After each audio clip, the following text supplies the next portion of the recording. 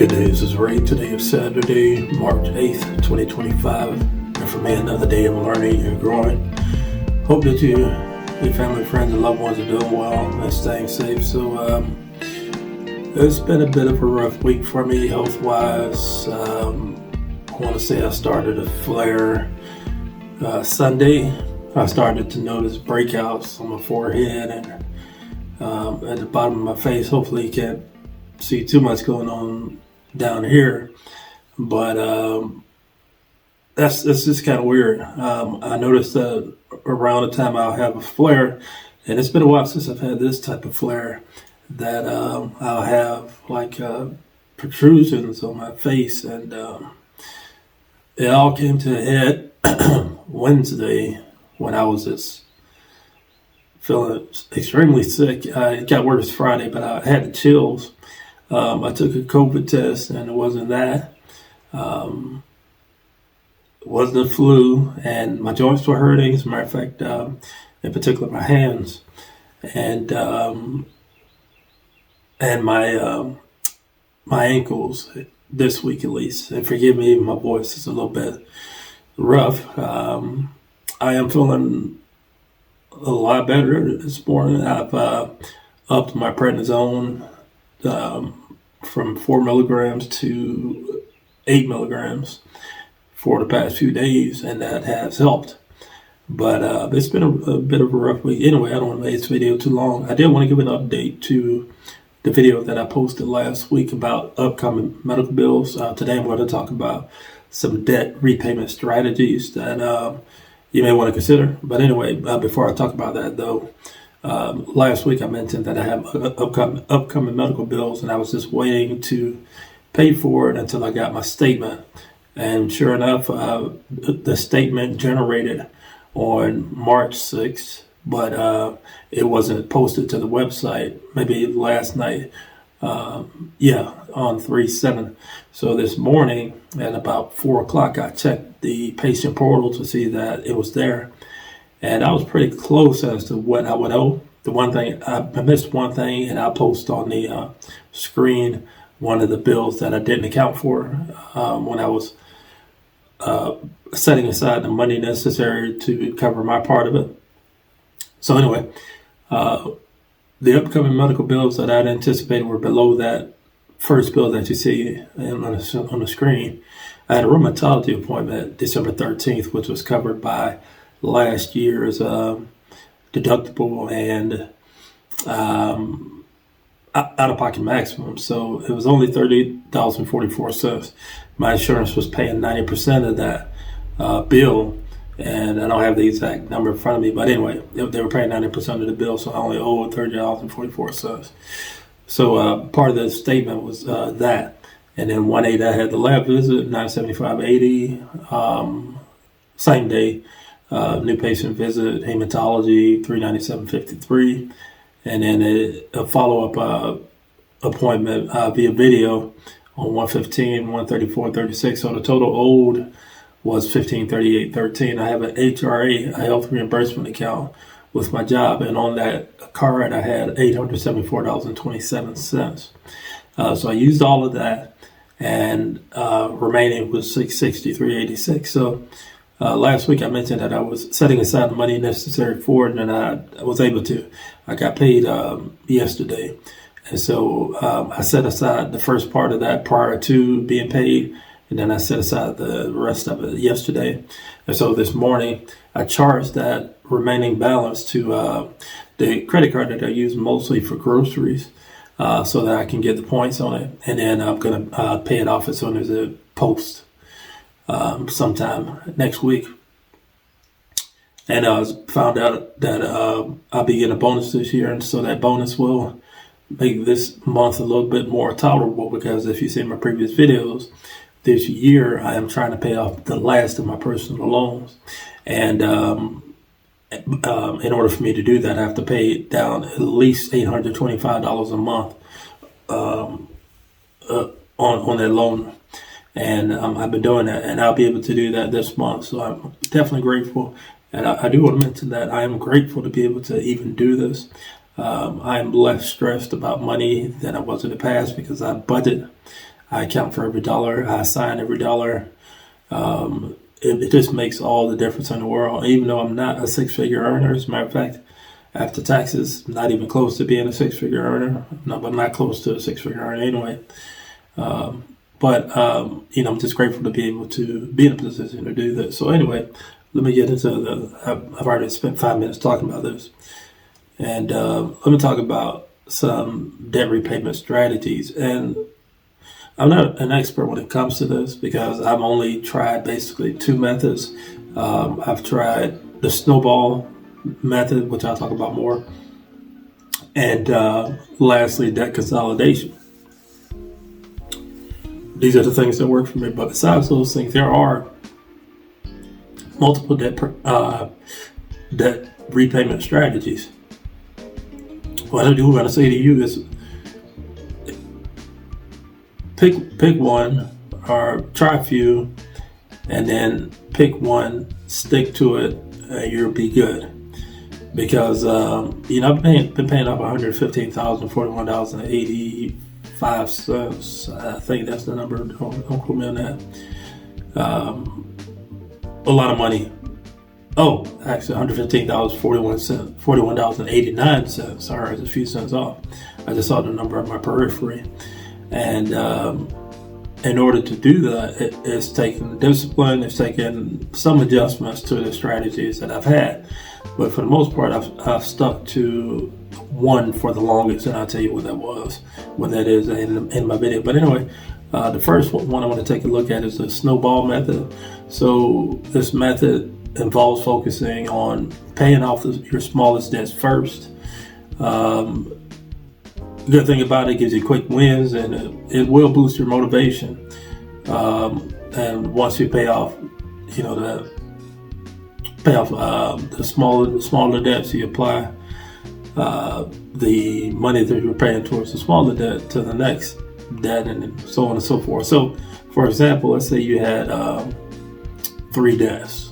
One was $500, the other was $1,500, and then another one that's $3,000. So you start paying off the $500 debt first while making minimum payments on the other 2 debts. Once you pay off that $500 debt, you move on to the $1,500 debt, and so on, and then you're done. Now that's not probably sort of an example you will see. If you had seen my debts at the beginning of my journey, it was hard for me to do the Snowball Method because all of my credit cards were maxed out, and I've had some very high minimum payments. And fortunately, I was living with my parents for the first 2 years of paying off my debt journey. I was back home trying to recover from multiple hospitalizations to get back up and be able to live on my own. And then after 2 years, I became a homeowner. And so it was, easier for me to be able to, test things like this out. But I realized quickly that I wouldn't be able to live on my own if I was paying 100% of my income towards debt. And that's exactly what was happening. So I consolidated most of my debt. I did pay off some small credit cards, and I closed those things because they were retail cards. And so I did have some success there, but ultimately I had to find a different way. And anyway, so that's the Snowball Method. Now the Avalanche Method, this method involves focusing on paying off high interest debts first. It'll save you more money over time because you reduce the overall cost of the debt by tackling the most expensive debts first. And I have seen this as one of the more popular debt repayment strategies. That's cool. Very simply put. So let's say you have debts with high interest rates. Now the example that I saw, I said 5%, 15%, and 20%. If you have 5%, I would not consider that high right now. So you focus on paying off the debt with the highest interest rate. In this case, it's 20%. And then you make the minimum payments on the other ones, similar to the Snowball Method. But again, you'll save money on interest over time, but your progress might feel a little bit slower. Okay, so the debt Snowflake method involves making small extra payments toward your debt. Whenever you have spare cash, the idea is to chip away at your debt bit by bit, using any extra money you come across. Like birthday money, tax refunds, things of that nature. So that's not something I've tried. It doesn't seem very clear as to the overall strategy of that particular debt, but that is a debt repayment strategy. And I want you to do this. Take this information and do your own research, because there's a lot of research out there. I did my research by looking these things up. We have a lot of information at our fingertips on our phone and our laptops at the library. I'm just throwing this out there. So the next debt repayment strategy is debt consolidation. So if you have multiple debts, considering consolidating into a single loan with a lower interest rate, it'll simplify your payment. So I was going to say the strategy that I use at the end, but this is the strategy that I've used. And right now I'm down to my last personal loan, and I have after that I have a student loan to pay off. But this has helped me. I do want to say though that there could be a danger to this strategy, because if you're not budgeting, you can easily go further back into debt. And I've been fortunate that the way I use my credit cards now is that I set aside my money to cover expenses. The biggest one, aside from my normal bills, is groceries, medications, doctor's appointments. So I'll set aside the money beforehand. I'll charge whatever expense it is to the credit card, but then I pay it off right away. So I'm never carrying a balance month to month. And that's a lot different than how I used to live. I used to see credit card as something that I could just charge something and then pay it over time. But it's not really meant for that, because when you're doing that is you're accruing interest and you're going further into debt. It's been some time, maybe even now years, a few years since I've let that happen, where I'm accruing interest on credit cards, and it feels great not to do that. I wish I had learned about this in my 20s. Better late than never. But anyway, that's a debt consolidation strategy. Debt management plan is where you get with a credit counseling agency, and they help you to develop a plan. Sometimes I believe there was a cost associated with this. I've known some people that have gone this route. They can negotiate some of your debt down, or negotiate the interest rate on some of the payments that you have. And, I can't really speak on this because I ain't going through this myself, but that is an option. Debt settlement is where they negotiate with creditors to settle your debt for less than the full amount owed, but it can be risky because it may negatively impact your credit score. But it's an option if you're struggling to make payments. Bi-weekly payments is where you're making, instead of making monthly payments, you switch to bi-weekly payments. So you're paying every 2 weeks. Probably most people get paid every 2 weeks like I do. And you could pay per paycheck. I'm pretty close to doing that now, actually, because the debt that the last loan that I'm paying off, I'm setting aside money in each paycheck. I make my first payment in the first paycheck, and then the second payment in the second paycheck. So it's really it's bi-weekly payments right there, and it is resulting in a faster pay down of this loan. Okay, so debt ladder method I've never heard of. It says this method is similar to the Avalanche Method, but focuses on paying off the debt with the highest balance first. So, for example, you have debts of $1,000, $5,000, $10,000. You start with $10,000, pay that one off first. Okay, so that is very similar to the Avalanche Method.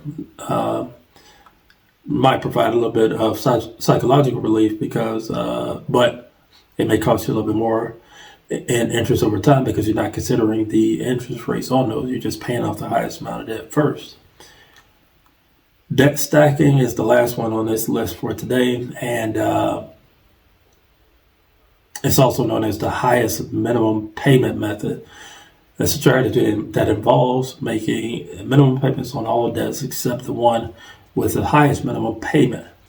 Once that debt is paid off, then you'll move to the next size minimum payment debt. So, for example, you have debts with minimum payments of $50, $100, $200. You focus on the one that is $200 first and work your way down. So,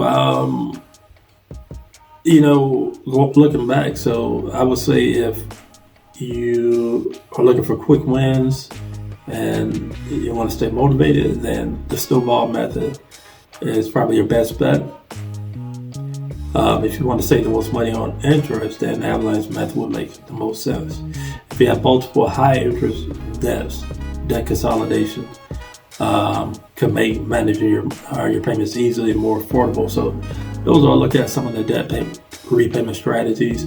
I will have those in the description below for you to be able to do some more research. And I know it's not easy to dig your way out of debt, but it's a worthwhile effort to do it. Don't be afraid of tackling your debt. It is something that's changed my life. This video is a lot longer. It's probably the longest video I've ever made. I do apologize for that, but I just wanted to get this out there and talk about the medical bills that I had to pay off anyway. But anyway, if you made it this far, feel free to like, comment, subscribe, hit the bell for notifications. You know when I post my videos. You can find me at youtube.com/@NotOnMyBudget. As always, I hope you all take care. Thank you for watching.